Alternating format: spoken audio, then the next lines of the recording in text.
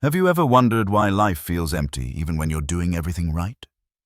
What if the secret to discovering your true purpose wasn't found in success in money or even in love, but hidden in the very part of yourself you're most afraid to face? Carl Jung, one of the greatest thinkers of modern psychology, believed that your destiny is buried in your darkest side, the one you try to ignore, the one you pretend doesn't even exist.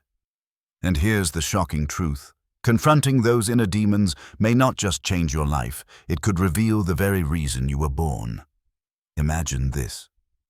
You wake up tomorrow, scroll through the news, and see names like Albert Einstein, Sigmund Freud, or even Carl Jung himself, towering figures who shaped history. Compared to them, your life might feel ordinary, uneventful, maybe even meaningless. But what if meaning doesn't come from fame or world-shaking achievements? What if it comes from something far more personal? Your small daily choices, your private battles, and the courage to face the fears no one else can see. Jung believed your purpose isn't some universal formula. It's unique, tailor-made for you. And the only way to find it is by going inward into the very shadows you've been avoiding. He called this the shadow self, the hidden side of your psyche that contains everything you deny, repress, or bury. Not just anger, jealousy, or laziness, but also forgotten desires, neglected talents, and suppressed passions. The more you run from it, the stronger it grows. The more you ignore it, the more it controls you. So let me ask you, would you dare to look your own darkness in the eye? Because as Jung said, who looks outside dreams, who looks inside awakens, and this awakening is only the beginning. Think about this for a moment. How well do you really know yourself? Most of us can rattle off our strengths and weaknesses. I'm patient, I get anxious, I'm not great at math. But Jung warned that true self-knowledge runs much deeper than surface labels. Beneath your conscious mind, beneath the you that you show the world, lurks another side, the shadow. It's where your hidden emotions, unspoken desires, and buried flaws live. Things you might even be ashamed to admit: envy, laziness, selfishness, uncontrolled anger. We often push these parts down so far that they no longer appear in our thoughts. Instead, they leak out in more subtle ways. We put on masks, roles we play just to be accepted. We fake kindness to hide resentment. We force cheerfulness to hide sadness. We act strong when we feel weak. But here's the paradox. The very traits we hide are often the ones with the power to transform us. Jung called the practice of confronting these hidden parts shadow work. And no, it's not about letting your worst traits take over. It's about shining a light on them, asking, why did I react that way? What was I afraid of? Was I being authentic or just wearing a mask? Imagine keeping a private journal where you track not only your actions but also your instincts, the impulses you don't normally admit to yourself. Or picture sitting quietly in meditation and asking, what part of me am I still running from? It's uncomfortable. Sometimes painful, but it's also liberating, because once you see your shadow clearly, you can no longer be controlled by it. And here's a secret Jung revealed. Your shadow doesn't only appear in your own mind, it shows up in the way you judge others. Have you noticed how certain behaviors in other people instantly irritate you? Maybe you despise selfishness in a coworker, or you can't stand impatience in a friend. Jung would say, look closer. Very often, what we hate most in others reflects what we secretly fear in ourselves. That's projection. And every time it happens, it's like your shadow is knocking on the door saying, I'm still here. Are you ready to face me? The question is, what happens when you finally open that door? Because what you find might terrify you at first. But it could also be the key to your freedom. Here's the hard truth. Ignoring your dark side doesn't make it go away. It only makes it stronger. Think of it like this. A volcano that's sealed too tightly doesn't stop being a volcano. Pressure builds beneath the surface until, boom, it explodes in ways far more destructive than if it had been released safely. The same is true for your shadow. The person who swears they never get angry. They're often the ones who eventually explode in rage. The one who insists they're never lazy, they're the ones most likely to collapse from burnout. When you repress your shadow, you don't eliminate it. You just hand it the steering wheel of your life in moments of weakness. Stress, exhaustion, heartbreak, these are the cracks where the shadow seeps through. Jung warned us what we refuse to face in ourselves will eventually control us. So the goal isn't to eliminate your shadow, it's to integrate it, to accept it as part of you and learn how to channel it wisely. Take anger, for example. Out of control, it's destructive. But in the right moment, it's the fire that helps you set boundaries, the courage to say, "Enough. I won't be treated this way," or envy it can poison relationships if denied. But if acknowledged, it can fuel ambition, pushing you to grow instead of settling. Even laziness, which we condemn so quickly, has a hidden gift. It teaches you when to rest, when to step back, when not to grind yourself into dust. The key is choice. You get to decide, will this emotion rule me, or will I use it as a tool? And here's where it gets exciting. Once you begin this process, you stop labeling your emotions as good or bad.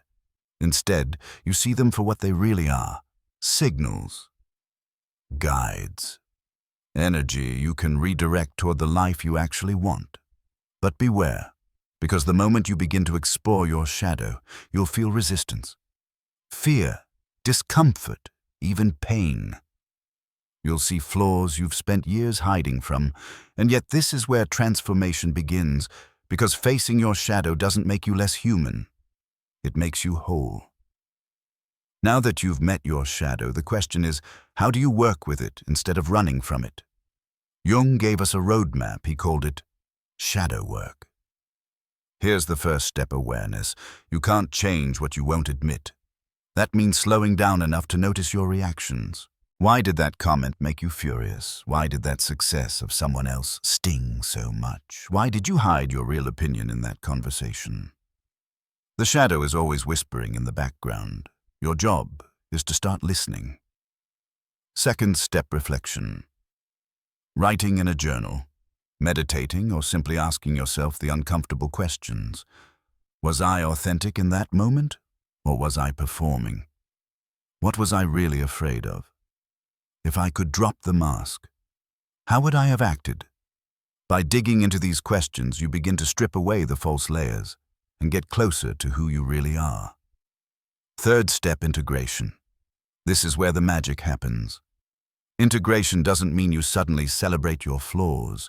It means you stop letting them secretly sabotage you.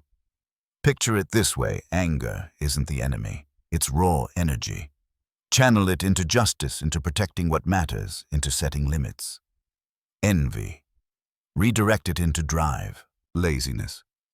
Use it as a signal that rest and recovery are just as vital as hustle. And here's the most important mindset shift: your shadow is not here to punish you. It's here to teach you. When you integrate your shadow, you become more balanced, more authentic, and more complete. You stop trying to live as a good person according to some shallow ideal and instead start living as a whole person. Jung put it beautifully: I would rather be whole than good. Now you might be thinking this sounds difficult, and it is. Shadow work takes courage. It means opening old boxes you've shoved in the attic of your mind. Sometimes what you find will sting. Sometimes it'll scare you. But ask yourself this: would you rather keep living half asleep, ruled by unconscious forces? Or wake up even if the light burns at first? Because here's the secret Jung wanted us to grasp. Once you accept your shadow, you stop fighting yourself. And when that inner war ends, a new strength rises inside you, one that's been waiting all along. But integrating the shadow is only the beginning. Once you've done that, the next step is crucial: turning all that self-knowledge into action.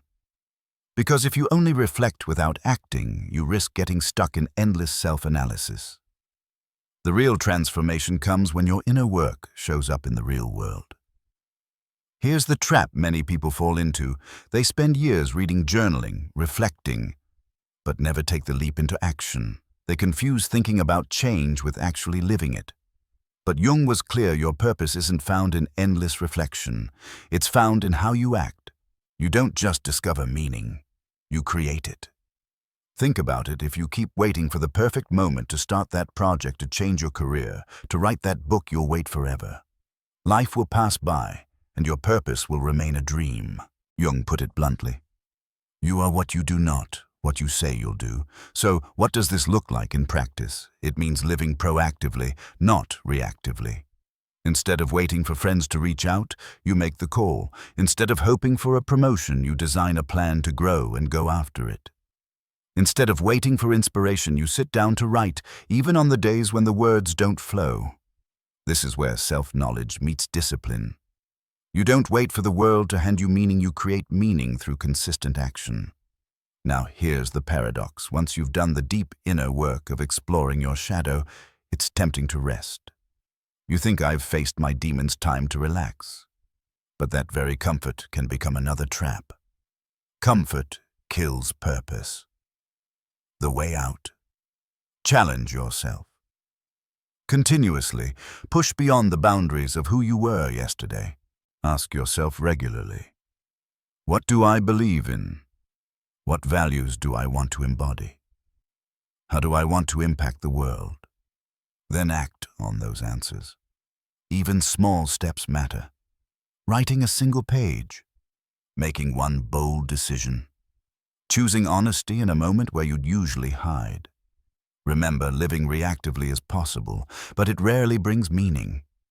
A life of purpose requires risk, courage, and the willingness to step forward even when the ground beneath you feels uncertain. As Jung said, where your fear is, there's your task. So I'll ask you directly, what are you most afraid of right now? Because chances are that's exactly where your next breakthrough is waiting. If there's one force that holds most people back from living with purpose, it's fear. Fear of failure, fear of rejection, fear of not being enough. But here's the paradox. Fear doesn't disappear when you avoid it. It grows. The more you hide from it, the bigger it becomes until it runs your life from the shadows. Think about a time you delayed taking action because you were scared of the outcome. Maybe you wanted to start a business, but you hesitated, imagining every possible way it could collapse. Or you wanted to share your art, but pictured everyone laughing. What happened? Chances are, the fear got louder, not quieter. That's because ignoring fear gives it power. Facing fear, on the other hand, shrinks it. And here's the surprising truth. Courage doesn't mean you stop being afraid. Courage means acting despite the fear. Picture this. You've written a book and you're ready to publish. Immediately, your mind floods with doubts. What if nobody likes it? What if I get rejected by every publisher? What if people say I'm terrible? Now, yes, those things could happen. But here's the secret. Even if they do, you've grown. You've created something. You've taken the step most people never will. And what if instead your book finds the one agent who believes in you? What if it changes just one person's life? Wasn't that worth the risk? Fear will always whisper worst-case scenarios. But most of the time, those scenarios are exaggerated. They're fantasies of disaster. And by preparing for what's truly possible, rather than obsessing over the catastrophic, you take away fear's control. The next time you feel fear tighten in your chest, ask yourself, what's the worst that could realistically happen? How would I handle it if it did? You'll often realize, yes, it would be uncomfortable, maybe even painful, but survivable. And once you know you can survive it, fear loses its grip. This is why Jung said, where your fear is, there's your next task. Fear is not the enemy. It's a compass. It points directly to where your growth lies. So ask yourself honestly, what fear is standing between you and the life you want? Because that fear is your doorway. Here's something that might shock you. A life filled only with light, joy, and success would actually feel empty. Think about it. How would you know what happiness is if you had never tasted sorrow? How would you value victory if you'd never risked defeat? Without contrast, joy loses its meaning. Carl Jung reminded us, a happy life cannot be without a measure of darkness. The truth is, struggle gives depth to your existence. Pain shapes perspective. Hardship teaches resilience. Consider the people you admire most, not because their lives were easy, but because they kept going when life was brutally hard. The leaders, thinkers, and creators who left their mark on the world weren't spared from suffering. In fact, it was often their darkest moments that gave them the wisdom and strength to shine. Now here's the uncomfortable part. Your shadows will test you. You'll face failure, rejection, and heartbreak. You might pour your soul into a dream only to watch it collapse. You might risk everything for love only to be left broken. And yet those moments are not wasted. They shape you. They peel back illusions and reveal who you really are. Ask yourself, wasn't it after your hardest experiences that you saw life differently, that you valued things you once took for granted, that you discovered a strength you didn't know you had? Failure, loss, and pain don't erase meaning from life, they carve it. When your manuscript gets rejected by every publisher, when the job you risked everything for falls apart, when the person you trusted most walks away, those are the moments when your shadow whispers, "This is who you are, without your masks." What will you do now? And if you keep moving forward, you don't just recover, you transform. Because happiness without sorrow is shallow. Victory without the risk of defeat is hollow. Light without darkness is invisible. So the next time life hands you a setback, remember this isn't the end. This is the contrast that will make your next triumph shine brighter. But here's the key: you can't just endure suffering.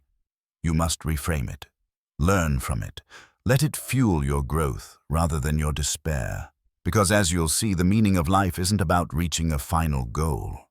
It's about the ongoing journey, the constant discovery of who you are becoming.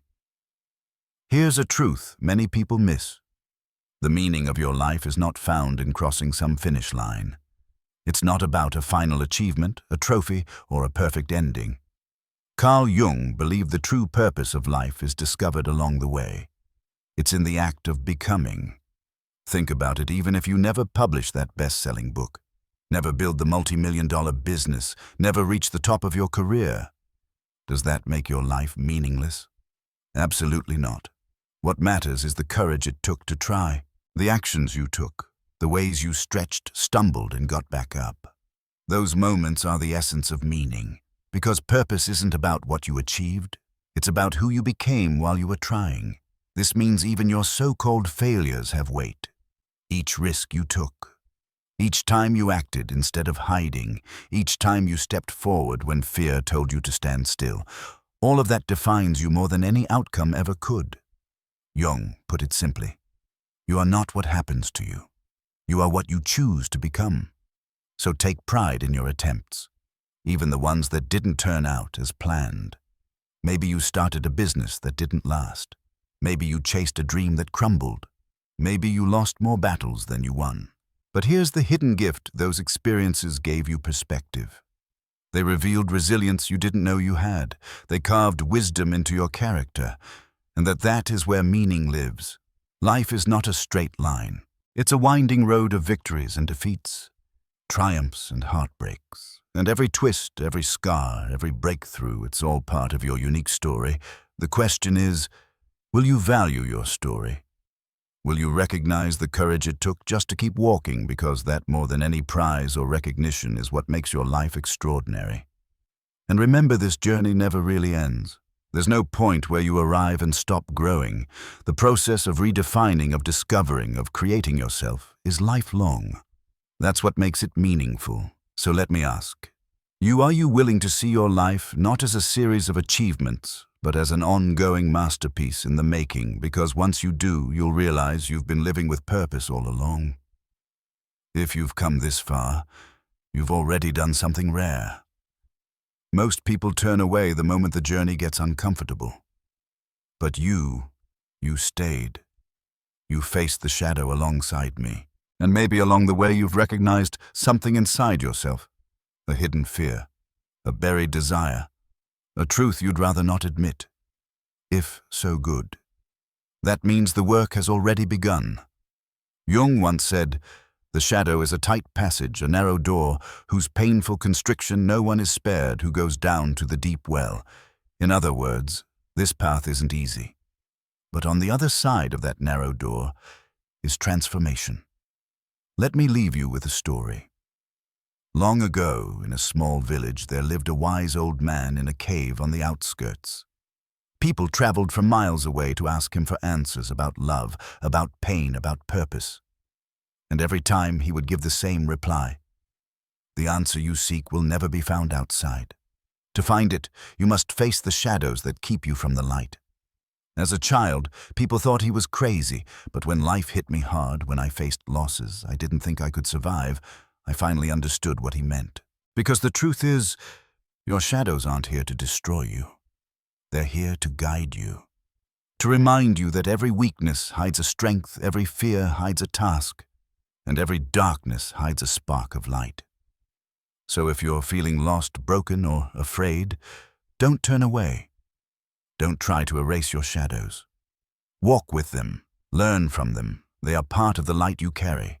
And if you take just one thing from this journey, let it be this: your purpose isn't out there waiting to be discovered. It's being created right now in every choice you make. So I'll leave you with a question. What shadow will you face today? Because the moment you answer, that's the moment your life begins to change.